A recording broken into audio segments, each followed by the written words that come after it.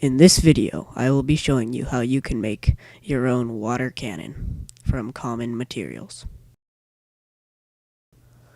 Supplies you will need is a clear tubing. It doesn't have to be clear, but it's better so you can see how much water you're going to put in it.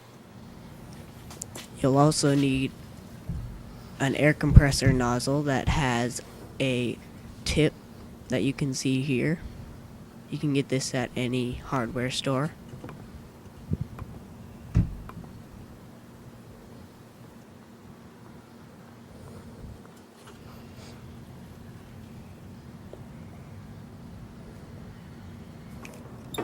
The first step for this project is to put the tube onto the tip of the air compressor and push it on as tight as you can to make sure that no water can come out and you get maximum thrust of the water.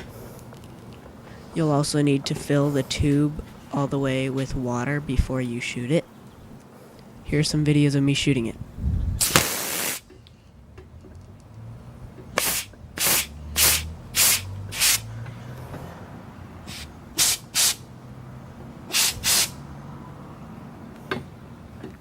Here's a video of me shooting it in slow motion at 240 frames per second.